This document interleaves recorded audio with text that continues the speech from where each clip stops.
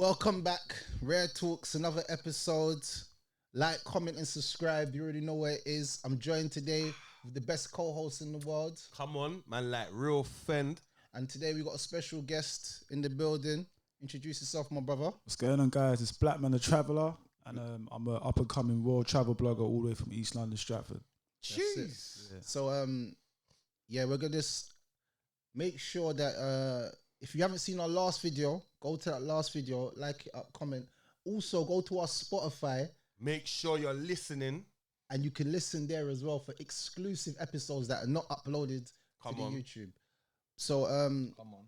First things first, my brother, man. How are you doing? I'm not too bad, man. How you guys doing? Yeah, you guys good? Man, yeah, man, we're good, man. You get me just calling.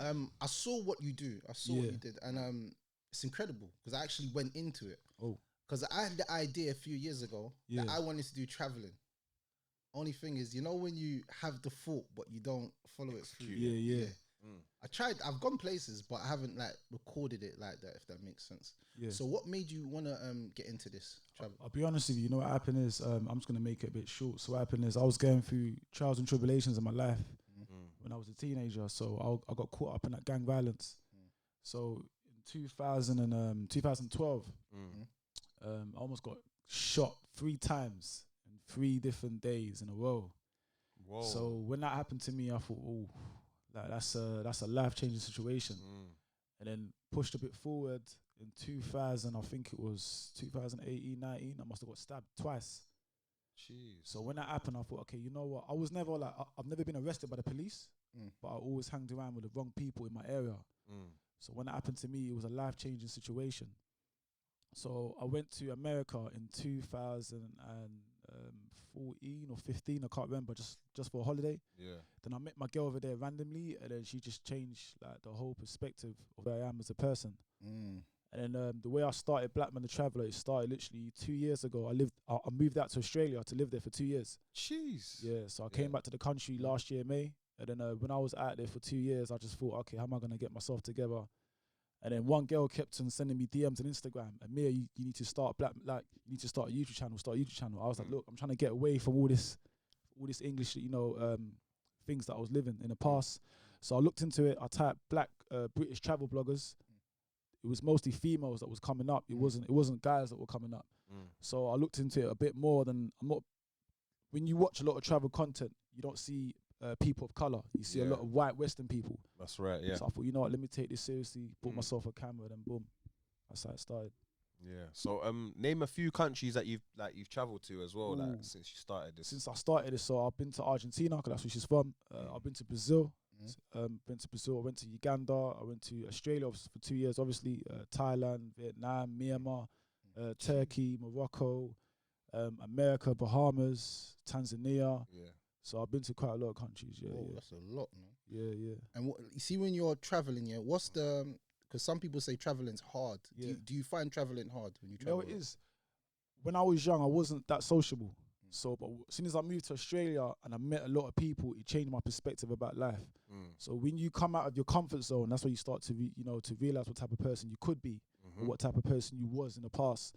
So when I do travel, I'm more like, I judge people by the energy. So I'll judge you guys by your energy, by your body language, the way you speak.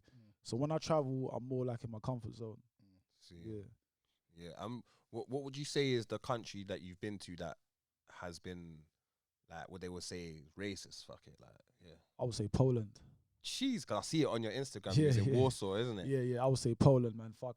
What, the whole of Poland, or I got in Poland, man. What parts of Poland did you go to, and what did you experience? I flew from London Stansted to Warsaw. Then from Warsaw, I was there for a day. Then I went to Krakow. But as soon as I got to the airport, people just looked at me like, "What are you doing there?" No way. I swear to God, in Poland, I was like, "Fuck, okay." Because the main reason I went there was to see what the reaction would be when they see a person of color. So as soon as in the airport, the lady was okay, like the immigration lady, she was alright, she was humble. But when I jumped in the cab, the guy was from Ukraine, he was more surprised to see a black person. But as soon as I got to Warsaw, everyone just stared at me, bro. Literally, I was like, fuck, yeah. Poland was a bit different. No one actually interacted with me, apart from certain people, like the younger generation. They were more like intrigued, like, where you from, blah, blah, blah, blah, blah. Yeah. Even the police, they looked at me, they put their head down. Look at that. Yeah, Poland was Whoa, that sounds deep. Yeah, Poland. That is deep. And how was growing up in like not growing up but like when you moved to Australia, how was it out there as well? You know, to be honest with you, Australia's racist as well. Yeah. But in terms of equality and lifestyle, I would definitely recommend people to move to Australia because you can make more money. You know, there's more peace and tranquility. There's not none of this like road mentality. There is in Western suburbs, like when you watch all that one field draw stuff, that it's really there because I've been there before. But when you, apart from that, you just be yourself. But Australia it's a beautiful country, man. It's nice. The only bad thing is that you're like in the middle of nowhere. Yeah. And what about the creatures and like it's spiders mad. and Bro, I've seen snakes. I mean snakes. I've killed a couple brown snakes before. What? I've seen kangaroos. Brother, what? Man made it sound casual. Like, man, I killed a couple brown snakes. Like, you know, like they crept up on me and I had to, you know what I'm saying? I killed a couple snakes, kangaroos. I've seen dead kangaroos. Wow. I went to Vietnam actually, and I well, I don't know if you guys are gonna judge me, but I tried snake actually in Vietnam. Whoa! Because I saw one of your vlogs. No, we have to talk about this. Back in the day, yeah. Let me just say something. Yeah, back in the day, we used to say that Golden Dragon. Yeah, remember Golden Dragon? Yeah. We used to say that Golden Dragon was a dog. Like they was kidnapping the cats and the dogs on the ends and eating them. That's what the disclaimer. That was what we used to say. Allegedly. But when I saw your thing, I was like, no way. There's actually dog. Man's eating dog. No, I didn't try dog. No, but I'm saying they eat it. Yeah. That was in Vietnam. Yeah. What, they proper eat dog out there? Yeah. So what happened is basically what happened is I left Australia last year January, and then I flew straight to Vietnam. So that was my first country to like my first video. So what happened is I got lost. I thought, okay, cool. So I started in the north in Hanoi, and I went all the way down. So I done hitchhiking, everything, the homestays, and then I was in some market. I was filming, and I can see dogs. And I was like, okay. But I thought I could see dogs like just like chilling, you know, like I could see dogs on top of the stools. I thought, like, you know, when you go back home in Africa, like dogs are just normal, you know, like it's casual. They're just out there, mongrel, they're just out there. Yeah. So obviously, I'm seeing one lady, she's got like the machete, like chopping, boom. So I'm like, hold on a minute. I wasn't even filming. I didn't even start filming. So this was before I was filming. So I went towards the lady and I said, excuse me, are you okay? Yeah. And I said, what is this? She said, dog. I was like, fuck. I said, and then she got like, mate, the smell was disgusting. First of all, the smell was disgusting. And what they do in Asia, like what they do, like they burn it with a flame until it's like crispy, until it's like crispy, burnt like bacon. But the smell was disgusting. And then what happened is like she must have got a plastic glove. And she chopped. I think it was the ear or something, but she chopped one piece and then she gave it to me like this. No. She gave it to me. She said, "Oh, do you want to try it?" I said, "No, my friend." I said, "No, I'm okay. I'm okay." And then that was when I came back and then I started to film. And then man, in Vietnam, man, they eat dogs and cats, and I'm not gonna lie to you, they eat cats as well. Yeah, they do. I told you that man was eating cats, bro. But Golden Dragon's got nothing to do with Vietnam, though. Like, what's wrong with you, lot, bro? Like, because you don't think they were Chinese, but they were Vietnamese. Alright, cool. But you know what it is? Like when I went there, I thought that's disgusting. Yeah. But you know what it is? It's like when you go to other countries, that's part of their culture. That's right. It's like when a person comes over here, like let's say for example, a Chinese person will come here. They've never tried Afro-Caribbean food. Yeah. They're thinking, what is this? It's disgusting. Curry goat, though. It's just a normal animal that's meant to get killed. You know what I mean? But obviously, when you go there, you're like, fuck, they eating dogs, cats, bats. Sorry? Yeah, they eat bats. That's how they said the coronavirus comes as well, isn't it? Like, you know, the cat. From a bat, like people eating bats. They said a bat and a pig done fusion, bro. That's what's wrong with this guy, bro. Hey, bro, that's what they said. They said that. Brother, that's what they said. I'm not me, brother. I'm saying what the media said. But obviously, like you said, they eat bats. Yeah. But so also like, what's the weirdest cuisine? I wouldn't even say weirdest, but most differentest food that you've tasted. Snake. That's the only weirdest. That's the only one. Nah, that's the only one. I wouldn't. How does that taste? Yeah. But I'll be honest with you, guys. It tastes like chicken. I don't care what anyone says. It tastes like chicken. Yeah, it tastes like chicken. So what happened is I went to this famous, because in Vietnam they're very famous for eating snake, innit? Yeah. But you gotta go to the rural area. So what happened is I must have jumped in the scooter, then I must have drove on some like Uber thing far out in Hanoi. So there's a famous restaurant. And they only specialize in snake. All the snakes you want, pythons, yellow belly, cobras, you name it, they've got it. So I must have watched some famous travel blogger. I went to. So I must follow some famous travel blogger. Then he went there, and I thought, okay, let me go, but let me remake my version. So when I went there, the first thing happened, everyone just stared at me because there's no black person. So everyone just looking at me like this. And after that, it was a language barrier. I went on Google Translate, whatever. I want to try a snake. They were like, "Oh, you want to try a snake?" I said, "Yeah." Then they took me to the back. I don't know if you saw the video. They took me to the back. And then there's like mini doors. And inside those mini doors, there's different type of snakes. And then the guy said, come. So I'm giving him the 2 meters. I'm like, fuck that. I don't know what's going to happen. Yeah. So then the guy must have got his light. No, he told me to get my light like on the phone, get the flash. And then he just opened the door. And then I just hear, then he's like, come. So he's putting his hand inside, but he's telling me to put my head inside. So I'm going forward. The cobra comes out and he gets the cobra. It's like a massive, big snake. I'm like, nah, my friend, I don't want to eat that. He said, no, eat it. I said, no, because in Vietnam, they're very cheeky. The bigger the snake, the more money it's going to cost. The smaller the snake, the more cheaper it's going to cost. Okay. So I said to him, okay, can you get me a yellow belly? Because I remember in Australia, it's a snake, but it's not poisonous. So then he just got different type of snakes, and he got the yellow belly, and then, yeah, man, you can see everything. They slaughtered it. I drank the heart in a shot of tequila. Yeah, that was weird. What? Yeah, man. And then they chopped it, everything. You can see everything. And then they gave me 4 different type of cuisines. So they gave me deep fried snake. They gave me snake spring rolls. They gave me. This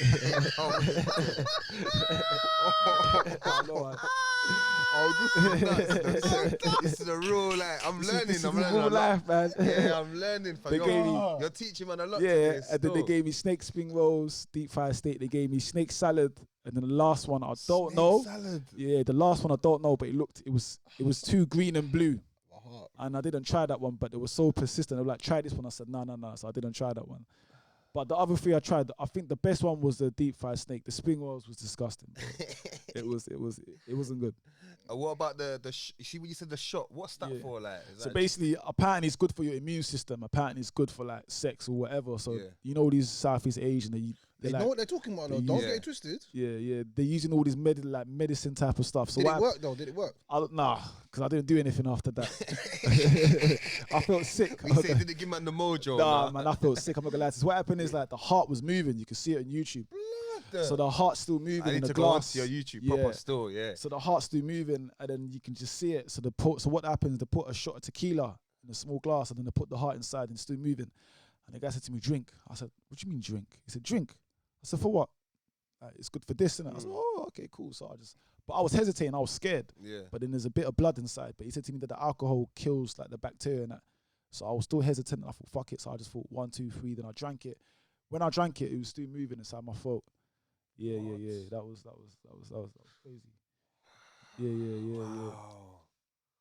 I wouldn't try it again. I'm not gonna lie to you, because I'm not gonna lie to you. I got sick after 2 days later, man. What, proper sick? I was proper sick, bro. I couldn't stand up. I passed out in my homestay. I stayed in some random person's house. I was fucked. I wouldn't do it again. No. Wow. Yeah. Also, on your Instagram as well, I saw that you had an interview. Yeah. I don't know if you've put it out yet. Yeah. With a Jewish guy. A Jewish guy and stuff. Yeah, How did that go? Like, so basically, what I'm trying to do, because obviously the lockdown, I'm trying to make London documentaries. I'm trying to show people the diversity of the city. Because when people come to London, people go to the materialistic tourist places like Big Ben, Buckingham Palace. So obviously people don't really go to South London. They don't go to East London. Like, when you think about London, you got to look at the roots, the history. You know what I mean? Stratford, Peckham, Brixton, Tottenham, Wood Green. That's proper London. Chelsea. You know what I mean? So I must have I had this theory in my head. Let me reach out towards the Jewish community, because not a lot of people know about them. They're very enclosed. So I must have went to Stamford Hill. I was stopping random Jewish people. They were like, "Nah, go away," you know. And then I went to one shop, and then the guy that I interviewed, it was his nephew that recommended me to go to his house. So I done a little interview in his house, and I was the first black Muslim person that's ever been in his house. In history. Look at that. So I went there, and there was a bit of obviously in history. So that means like they've had that house for probably generations, and no black person's ever stepped foot into that house. And then he's like, "You said, what's your name?" I said, "My name's Amir." Then the eyebrows went up, because you know between the Islam and Judaism, they've always got these problems. So he said to me, "Are you Muslim?" I said, "Yeah, I've got nothing to hide." There was a bit of silence, you know, but after that, he felt calm, and then he's a genuine person. Like he gave me a lot of knowledge of what they've been through, through the Holocaust, through his ancestors and that. So I was giving him my experience through obviously the Black Lives Matter protests, between the police brutality that we face in this. You know what I mean? So obviously it was a good interview. I'm trying to do some more documentaries, but obviously certain situations. Yeah, no, I rate you for that still, man. Because like you said, that's a real niche in the market. Like, because like you said, London, everyone focuses on Big Ben or even just the fast lifestyle, innit? So it would be good to do that still, and Yeah. I think we should try and get involved in something with you. Yeah, Like, if you guys come to Brixton, or we do something like that. Yeah. Get some of these sound people involved, and we'll I think London is very underrated, you know. But obviously, we've got a good side, we've got a bad side. So my plan is to just show people what living in London is really like. You know what I mean? So yeah, that's big. When you went to Argentina, was there a language barrier? You know, it is, because I've been with my partner before. I didn't really know Spanish, so she just taught me Spanish. But in Argentina, I'll tell you what, it's one of the only countries in South America that don't have African roots. So there's a bit of racism over there. So when they see a black person, there is black people in Argentina, but you get a lot. I don't know if you guys been to Barcelona or whatever, or Spain. I've been Menorca. I ain't been Barcelona. You get a lot of like Senegalese people selling stuff like selfie sticks and that. They're out there in Argentina. Yeah. I don't know how they got there, but that's very far. Yeah. Hey, the Senegalese are everywhere, bro. I see them in Rome as well. Yeah. I've been in Rome. I see them outside. And they're showing like the merchandise or the little magnets and that. Yeah. So when I went there, the first time I went to Argentina, I saw them. So what I've done, I'm not the type of person to ignore. I embraced them. I went towards them. Salam alaikum. What's going on? And all the Argentinians are looking at me. They're thinking, who's this guy acknowledging them? Because in Argentina, their class is low. But I don't care if you're black, white, Asian, I'm going to talk to you. That's right, you caught my attention.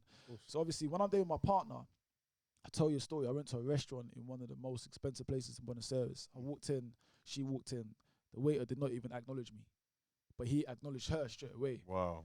So she's asked for the menu, whatever. He's gave her the menu. Then he said to her in Spanish, "Is this guy bothering you?" Oh, well, I can understand Spanish, but he's thinking I don't understand Spanish. So I just played dumb. I'm just sitting on my phone.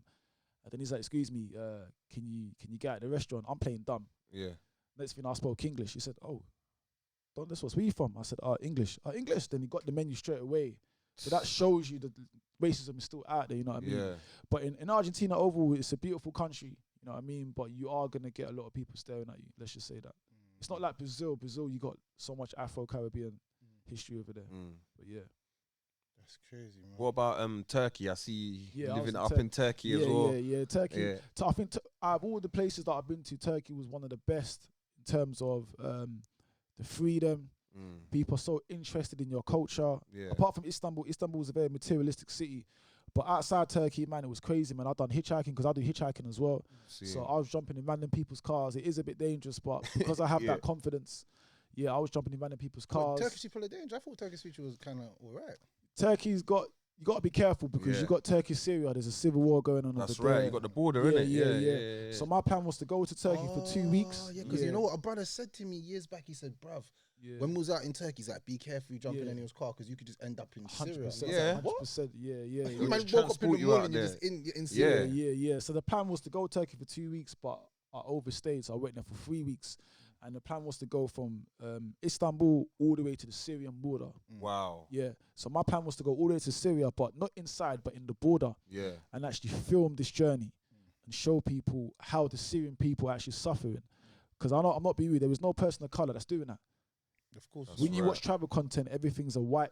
We live in a white man's world, whether you like it or not. So I thought, let me be that first black person from inner city London, from Stratford, to go from one place to another. And show people, look, these people are humble. They're suffering, but it's still part of traveling. You know what I mean? Because not the whole concept of Blackman the Traveller is trying to get to your destination. So I'm trying to show people, look, if I can do it, someone else can do it. Yeah. But obviously, I didn't make it all the way to Syria. You know, certain things happened in Turkey. My phone got stolen in a hostel, whatever. Is it? Yeah. I just left it to charge. It didn't got stolen. I got stranded for like 3 or 4 days. No money. Thank God I had my laptop, so my cousin got me out. But I will be going back to Turkey to finish that journey. But it was so crazy because I was going to random people's houses. People would say, "Come," strangers that I don't know. They're welcoming, innit? Yeah, very welcoming. I fucking ended up in some village, and then some guy brought me inside his house in some farm. So, but once you're Muslim, they kind of embrace you, though, innit? I think Muslim or not Muslim, but Turkey, they don't see people of color over there. Yeah, especially outside of Istanbul. Istanbul is very like, you know, you can see black people, white people, but outside Istanbul, they don't see no color person. People were asking you like pictures, Instagram, selfies, but yeah. Turkey seemed like a good place still. Yeah. In Turkey still, it's nice. Yeah. I like Turkey. Trust I like me. Turkey. So with the traveling, what experiences could you give somebody, like, as in like advise them if they're going to travel and they're going to try to become a travel person who does travel content? Yeah, I would say the best thing, I think time and consistency are the only two things I believe in. You know what I mean? Without time, you're never going to prevail. And if you're not going to be consistent, you ain't going to achieve your goals. So I'll just say to anyone, if anyone wants to start a YouTube channel, I would just say first thing, you need to have a niche. Have a good marketing niche. Make sure you stand out, because anyone can make travel content. You can use your phone, you know what I mean? And you can walk around Brixton or like maybe you can walk around Peckham, whatever, and film, but your content needs to be valuable towards the audience. And then you need to have a good marketing team or just have a good idea and you can make it. So my aim is to be the first person of colour from inner city London to make it in the travel industry. But the only way I'm going to make it is if I just stick it my way. I don't want to follow what everyone's doing. So yeah. And is there any countries that you're looking to hit up again? Yeah, so basically what I'm doing right now, that you haven't been to. Yeah. So basically what happened is I will be going back to Argentina once this lockdown's over for a couple of months. And then in the end of the year, I will be going to India for 4 months. Whoa. That's going to be a big one. So when I go to India for 4 months, I will be doing the whole of India. I will be going to the Himalayas, smoking weed in some famous village. Jeez. But you guys are going to watch that blog. That's going to be very interesting. I'm going to watch that still. The Himalayas. Yeah. I'm going to go to the Himalayas. It's like a famous village where they grow one of the biggest weed growers in the world. Okay. And you need to get invited just to go to that village. Not anyone can rock up. So I'm going to get some links that's helping me out. So I'll be doing India for 4 months. Then I'll be doing Pakistan as well for 2 weeks. Whoa. I will be hitchhiking from India to Pakistan. Bro, that's dangerous. Yeah. But if I don't get killed, then hopefully I'll come back on the next podcast. You come back and tell us how. Yeah. No, so, that's proper. Yeah, man. So Pakistan, 2 weeks hitchhiking. Then I will be going to Afghanistan in the north. You're crazy. And then from Afghanistan back to India, I'll be going Bangladesh for 2 weeks. So let's just say for like half of this year, next year, I will be doing a lot of content in Asia. Asian content. Yeah. The reason why I picked those countries because they're very raw. No person of colour has been there, and in a marketing way, when it comes to travel content, you're gonna make money through there. That's right. Indians, the Pakistanis, biggest population, and they are the biggest YouTube viewers in the world right now. So if I go there and I blow, then I've got my clothing line as well. As you can see, it's called Blackman Datraveller. It involves everything. What I do, once I go to them sides, hopefully I can get good money, sponsorship deals, and just try to bring other people on my platform. Come on. Yeah. That's it. Are you traveling by yourself or are you traveling with someone? So basically right now I'll be traveling by myself. My partner's not going to Pakistan. She said no way. Why does she want to go? She said she doesn't want to get killed or fucking head chopped. Yeah. I'll be doing by myself, but all those places I've got links. I've got people over here, like Asian brothers. I've got families over there, security wise, so I should be sorted on that as well. But everything's by myself independently. Yeah. That's it. Yeah, man. So if you have any advice for your younger self, what advice would you give to your younger self? My younger self, be yourself, man. Don't listen to no one. If it's not good energy, ignore them. There's a lot of people that envy people, a lot of jealousy, you know what I mean? Because I've got a lot of friends, and then when they see you doing something, they want to be around you because they can see what you can bring to the table. I just say, just be your own man. Nothing's gonna be perfect, you know what I mean? You're always gonna go up and down, but just be yourself, bro. And what would you tell the youths them that are growing up in the same environment as us, or that we've grown up in, that are coming up? I would say, you know what, there's a lot of shout out to you guys first of all, like what you guys are doing. What you guys are doing, you're bringing people like me, people like him, other people on your platform to speak out. You know what I mean? So we're living in a digital normal era. You know what I mean? So we never had this back in the day. I'm 27. I'm not that old. I'm not that young. But back in the day, we never had this. That's right. Channel U was the first ever platform to put person of color to give us a voice. But now you guys are actually using, you know what I mean, your marketing skills, and you're bringing people on your platform. So it's a win-win situation for both people. I'm saying to people is, you know what, just take every opportunity you get right now, because next thing, this era is gonna probably die down in the next 20, 30 years. Yeah. So if you got a talent, if you got an idea, just put your heads together and just push forward. That's it. But nothing's gonna be perfect, whether you like it or not. Real talk. Yeah. 100%. Real talk, man. Yeah.